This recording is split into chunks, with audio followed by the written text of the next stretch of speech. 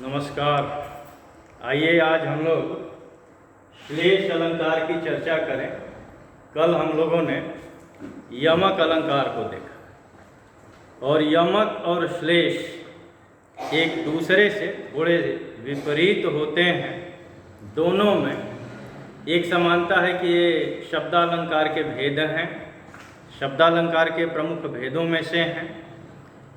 यमक में भी अनेकार्थी शब्द का प्रयोग होता है और श्लेष में भी अनेकार्थी शब्द का प्रयोग होता है। दोनों में अंतर कहाँ है?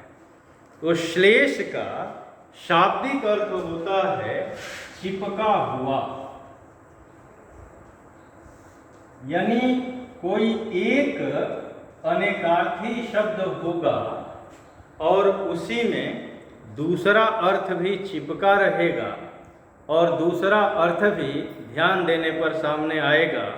तो इसकी परिभाषा होगी कि काव्य में जहाँ कोई शब्द केवल एक बार प्रयुक्त हो किंतु उसका अर्थ एक से अधिक हो तो वहाँ पर श्लेष अलंकार होता है।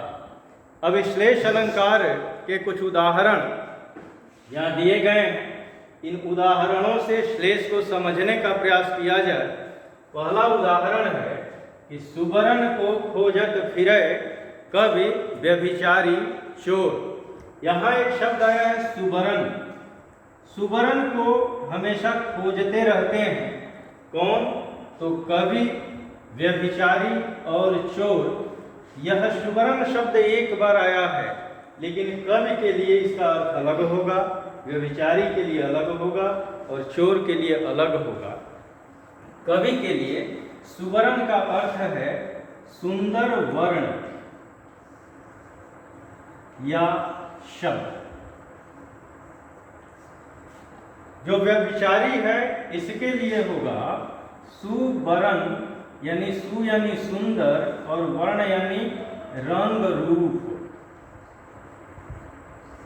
और जो चोर होगा उसके लिए सुवर्ण यानी सुवर्ण यानी स्वर्ण अर्थात सोना।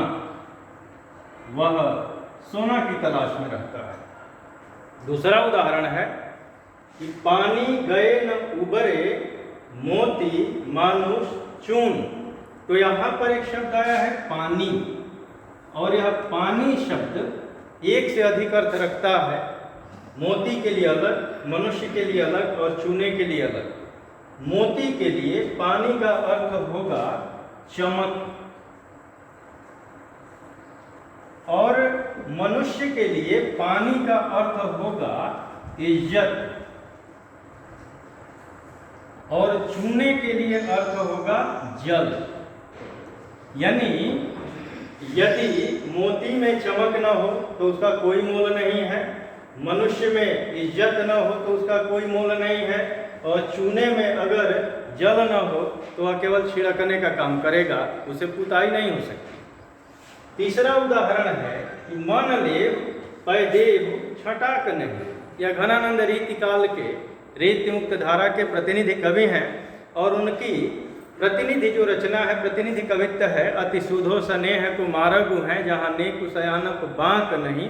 वह अंतिम यह पंक्ति आती है कि मन लेव पैदेव छटाक नहीं। आपने कौन सा पाठ पढ़ा है, कौन सी पढ़ाई की है कि आप लेन देन का हिसाब नहीं जानते कि लेने की बारी जब आती है तो आप मन ले लेते हैं।